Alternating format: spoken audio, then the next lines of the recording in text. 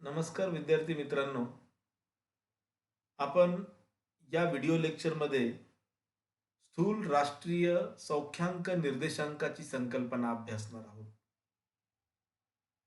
स्थूल राष्ट्रीय सौख्यांक निर्देशांकाला इंग्रजीमध्ये ग्रॉस नॅशनल हॅपीनेस इंडेक्स असे म्हणतात. या आधीच्या आपल्या एका लेक्चरमध्ये मानव विकास निर्देशांकाची संकल्पना सांगत असताना मी आपणास हे सांगितलेलं आहे की एखाद्या देशाचा विकास कशा पद्धतीने मोजला जातो. देशाचा विकासाची पातळी मोजताना त्या देशातील आर्थिक घटक व काही आर्थिकेतर घटक लक्षात घेतले जातात. उदाहरणार्थ, देशाचं राष्ट्रीय उत्पन्न, ज्या देशाचं राष्ट्रीय उत्पन्न अधिक आहे तो विकसित देश, ज्या देशाचं राष्ट्रीय उत्पन्न कमी आहे तो विकसनशील देश असे समजले जाते.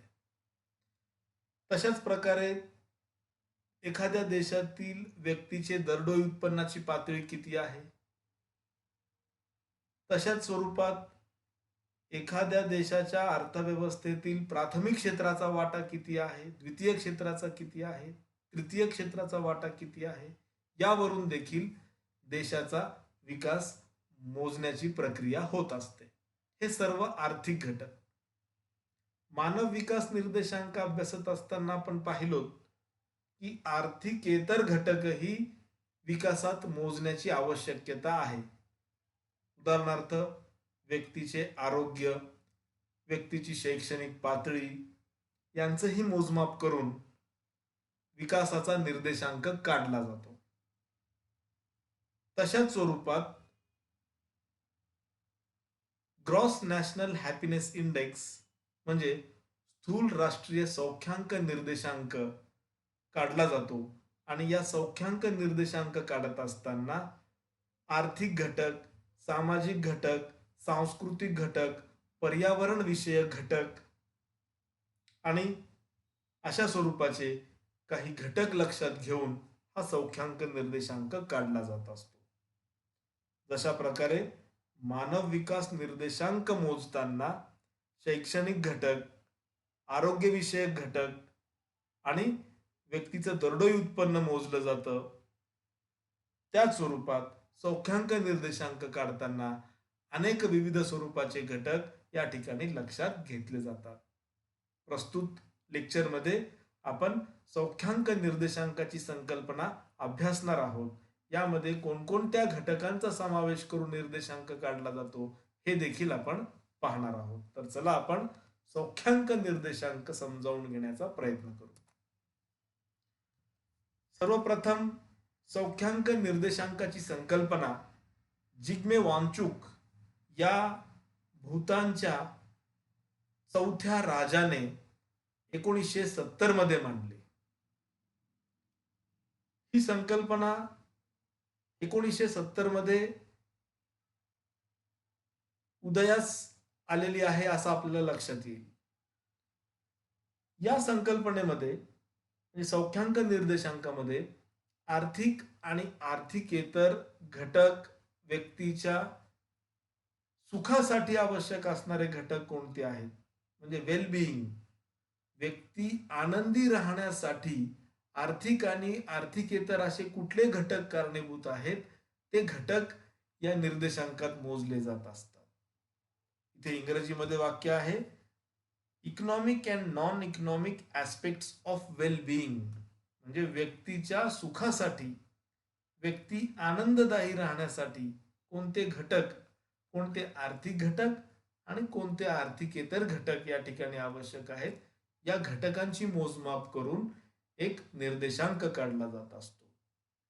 सौख्यांक निर्देशांकाचे 4 महत्वाचे पिलर आहेत, म्हणजे 4 महत्वाचे असे घटक आहेत ज्यांना आपण सौख्यांक निर्देशांकाचा पाया असे म्हणू शकतो.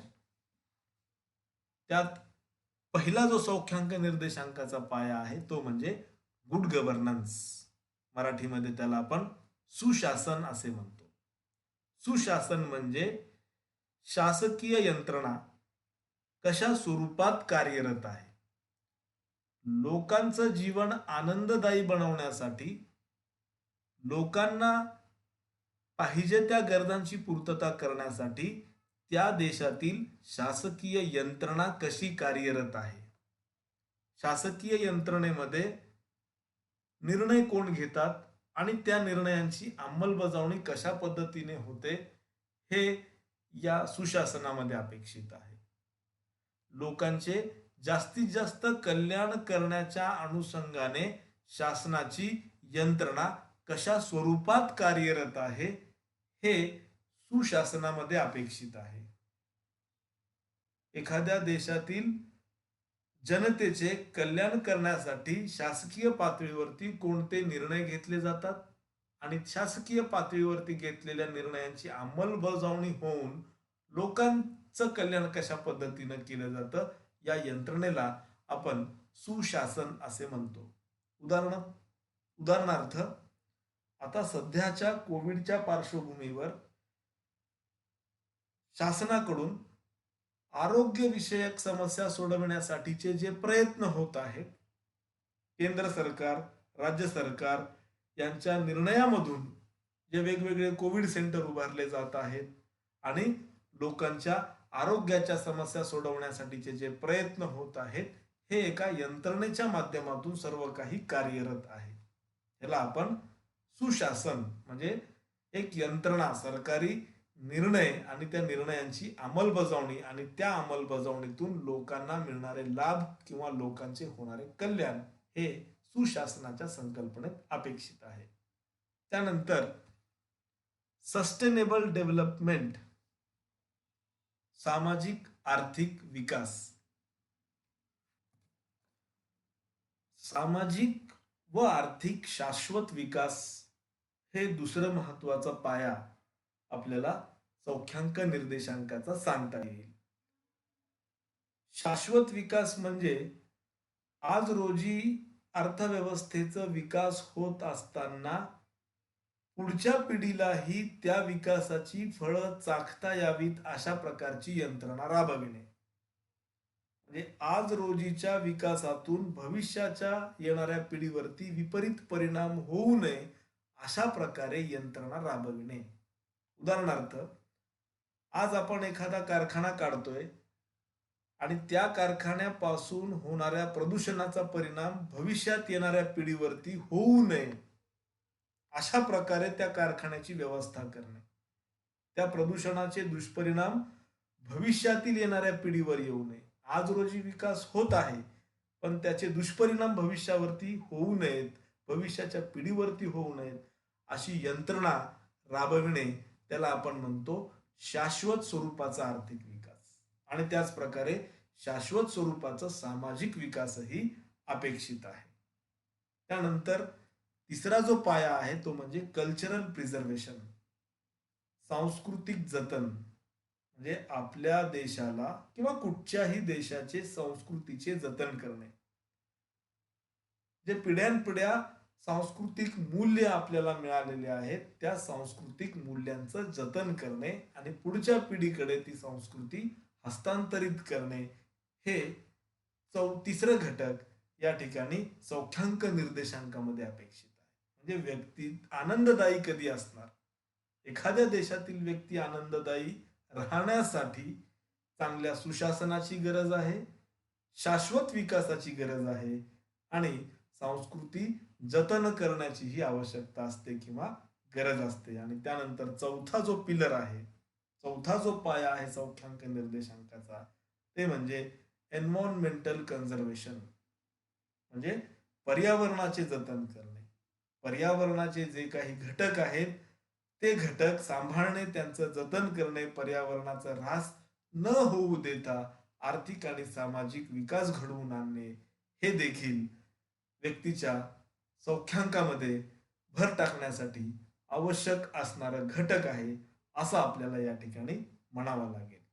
तर अशा पद्धतीने हे चार महत्वाचे पिलर्स म्हणजे सौख्यांक निर्देशांकाचे हे महत्वाचे घटक ज्याला आपण सौख्यांक निर्देशांकाचा पाया म्हणू शकतो, या चार घटकावर कुठल्याही देशाचे, व्यक्तीचे आनंद, व्यक्तीचं कल्याण, व्यक्तीचं सुख हे अवलंबून असतं.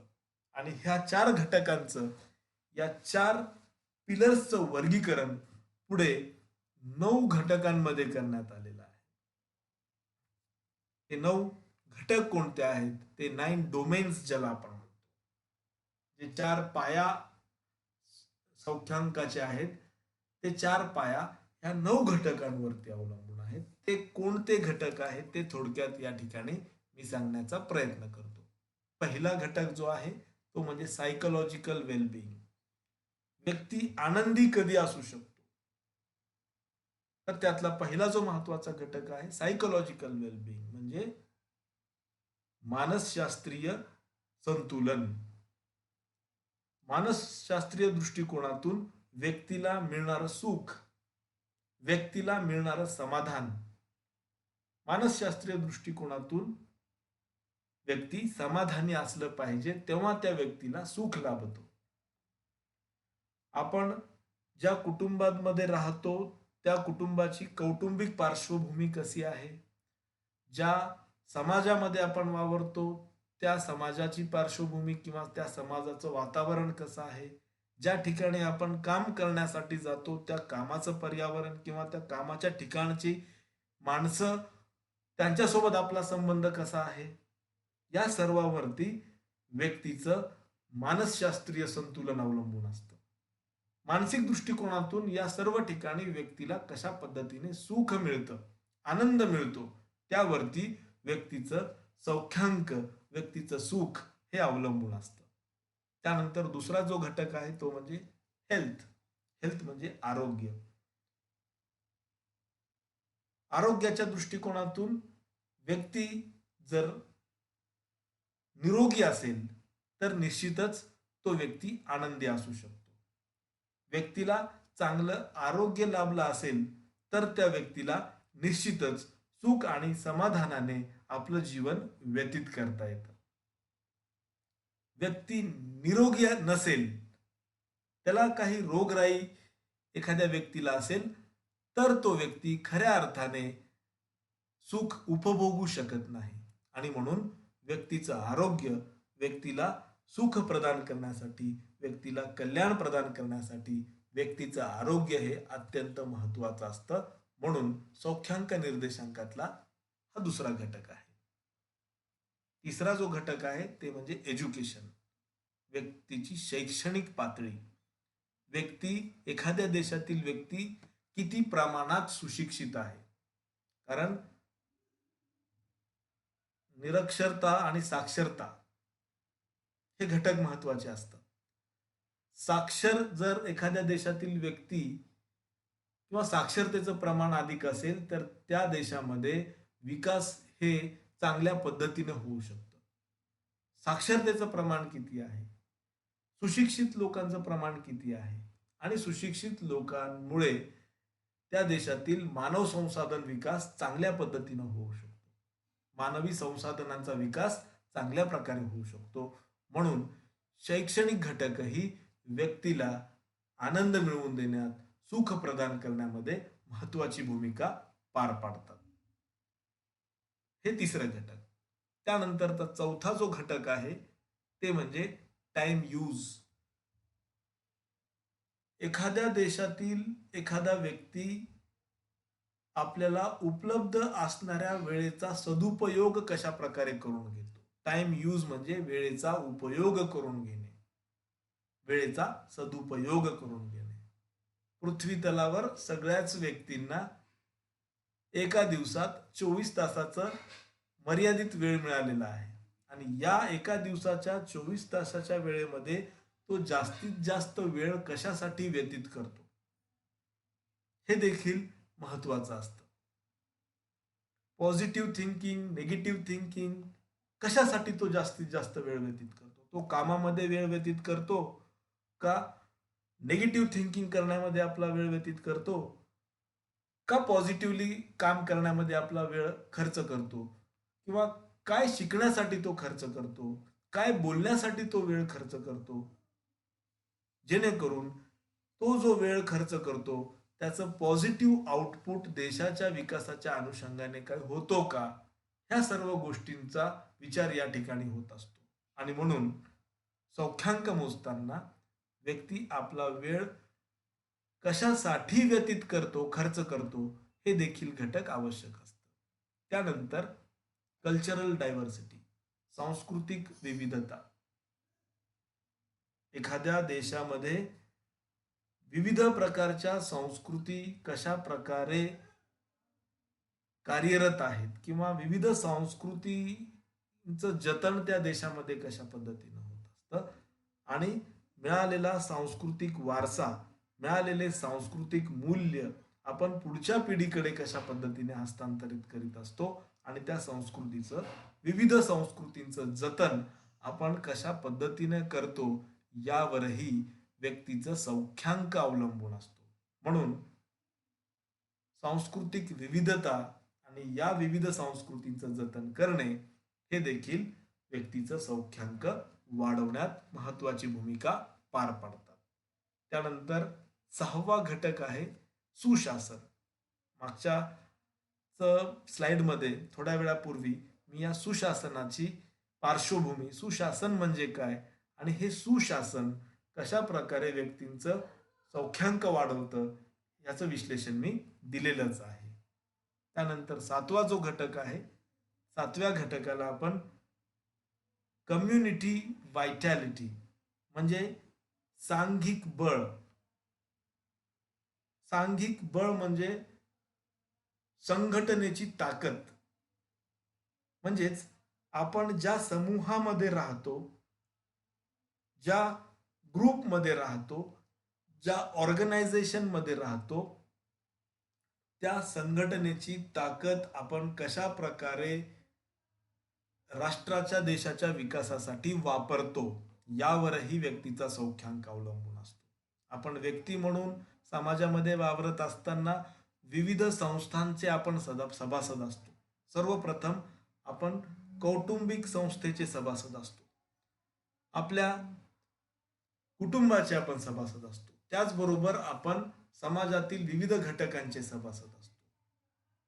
या संघटनेचं बळ, आपण एखाद्या संस्थेचे सभासद असल्यामुळे, एखाद्या संघटनेचे सभासद असल्यामुळे त्या संघटनेचा आपल्याला एक सपोर्ट मिळत असतं, एक आधार मिळत असतो आणि त्या आधारावरती आपण आपलं आयुष्य चांगल्या प्रकारे जगू शकतो.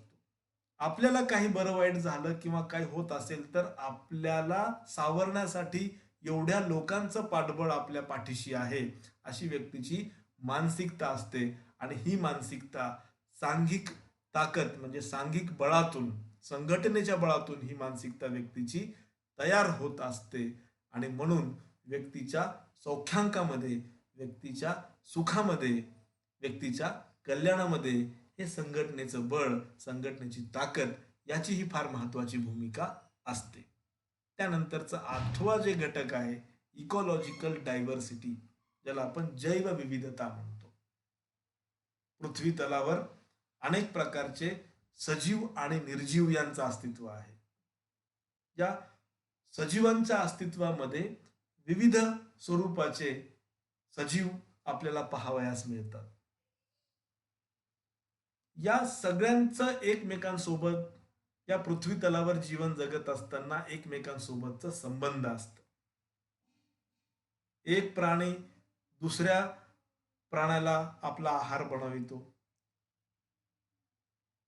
आणि आपलं जीवन व्यतीत करीत असतो. विविध प्रकारचे प्राणी आपल्याला पृथ्वी तलावर, विविध प्रकारचे सजीव आपल्याला या पृथ्वी तलावर पाहावयास मिळतात.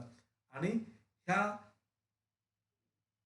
पृथ्वी तलावर जीवन व्यतीत करणाऱ्यांमध्ये जी विविधता आहे, त्यातून हे इकॉलॉजी, हे सिस्टम हे कार्यरत असतं. आणि यातूनही व्यक्तीला काही सौख्यांकाचे घटक उपलब्ध होत असतात. आपल्याला आपल्या आहारासाठी जे आवश्यक असणारे घटक असतात, ह्या इकॉलॉजीच्या माध्यमातून आपल्याला ते उपलब्ध होत असतात. त्यात आपलं सुख जे आहे, व्यक्तीचं सौख्यांक जे आहे, ते या जैवविविधतेच्या घटकावरही काही प्रमाणात अवलंबून असतं. आणि 9 नंबरचा जो शेवटचा घटक आहे सौख्यांक निर्देशांकाचा, ते म्हणजे लिव्हिंग स्टँडर्ड, व्यक्तीचा राहणीमानाचा दर्जा. आपल्याकडे उपलब्ध असणाऱ्या उत्पन्नावरती व्यक्ती आपल्या सर्व गरजा भागवू शकतो का? महत्वाच्या असणाऱ्या प्राथमिक आणि दुय्यम स्वरूपाच्या गरजांची तो पूर्तता करू शकतो का? जर करू शकत असेल तर त्याचा राहणीमानाचा दर्जा कशा स्वरूपाचा आहे, या राहणीमानाच्या दर्जेवरही व्यक्तीचं सौख्यांक अवलंबून असतं. आणि म्हणून हे लिव्हिंग स्टँडर्ड म्हणजे राहणीमानाचा दर्जा हे देखील एक महत्वाचं असं घटक सौख्यांक निर्देशांकात मोजला जात असतो. अशा स्वरूपात, अशा प्रकारे सौख्यांक निर्देशांकाचे हे 3 घटक, हे 9 विविध स्वरूपाचे घटक आहेत. या 9 विविध स्वरूपाच्या घटकावर सौख्यांक अवलंबून असतो आणि या माध्यमातूनच सौख्यांक निर्देशांक काढला जातो. मागच्या आपण जे स्लाइडमध्ये बघितलेलं आहे, हे 4 जे पाया आहेत, ज्याला आपण पिलर्स म्हणतो, या 4 पिलर्सचं वर्गीकरण या 9 घटकांमध्ये केलेलं आहे. आता आपण पाहूया की विविध देशांचा सौख्यांक निर्देशांकाची सद्यस्थिती काय आहे. संयुक्त राष्ट्राचे जागतिक सौख्यांक अहवाल 2019 मध्ये जे प्रकाशित झाले, त्या जागतिक सौख्यांक अहवाल 2019 प्रमाणे विविध देशांची क्रमवारी लावण्यात आली. या सौख्यांक अहवालामध्ये एकूण 156 विविध जगातील विविध देशांचं सौख्यांक निर्देशांक काढण्यात आलं आणि या अहवालाप्रमाणे 156 देशांपैकी भारताचा क्रमांक 140वा असल्याचं आपल्याला निदर्शनास येईल. या आधीच्या वर्षात म्हणजे 2018 मध्ये भारताचा क्रमांक 133वा होता. त्या आधीच्या वर्षी म्हणजे 2016 मध्ये सौख्यांक निर्देशांकाच्या बाबतीत जगाच्या यादीत भारताचा क्रमांक 118वा होता. आणि अलीकडे म्हणजे 2019 मध्ये हा क्रमांक आपल्याला भारताच्या बाबतीत घसरल्याचा दिसून येतो आणि भारत हे 140व्या क्रमांकावरती आलेला आहे. इथे आपण विविध विकसित आणि विकसनशील देशांचा सौख्यांक निर्देशांक पाहू शकतो. अमेरिकेचा क्रमांक 18वा आहे, इंग्लंडचा क्रमांक 20वा आहे, चायनाचा क्रमांक 93वा आहे, इवन नेपाळचा क्रमांक 101वा आहे, बांगलादेशचा क्रमांक 125वा आहे. दक्षिण आशियाई राष्ट्रामध्ये जे देश येतात त्या देशांपैकी अफगाणिस्तान वगळता बाकीचे सर्व देश, पाकिस्तानचाही क्रमांक भारताच्या पुढे लागतो, बाकीचे सर्व देशांचा क्रमांक सौख्यांक निर्देशांकाच्या बाबतीत भारताच्या पुढे असल्याचा आपल्याला दिसून येईल. या ठिकाणी चायना, नेपाळ, बांगलादेश हे आपण पाहतच आहोत. या सौख्यांक निर्देशांकामध्ये जे पहिले 4 क्रमांकाचे देश आहेत, ते पहिले 4 क्रमांकाचे देश अनुक्रमे फिनलँड, डेन्मार्क, नॉर्वे आणि आइसलंड हे आहेत. नॉर्वे हे देश आपण याआधी मानव विकास निर्देशांक अभ्यासताना पाहिलं की मानव विकास निर्देशांकाच्या बाबतीत नॉर्वे हे देश अग्रेसर आहे. इथे आपण हे 4 देश फिनलँड, डेन्मार्क, नॉर्वे आणि आइसलँड हे सर्व देश पहिल्या 4 क्रमांकाचे सौख्यांक निर्देशांकाच्या बाबतीतले देश आहेत. तसेच सर्वात खालच्या पातळीवर म्हणजे सौख्यांक निर्देशांकामध्ये सर्वात शेवटी येणारे साऊथ सुदान आणि तांझानिया हे देश आहेत.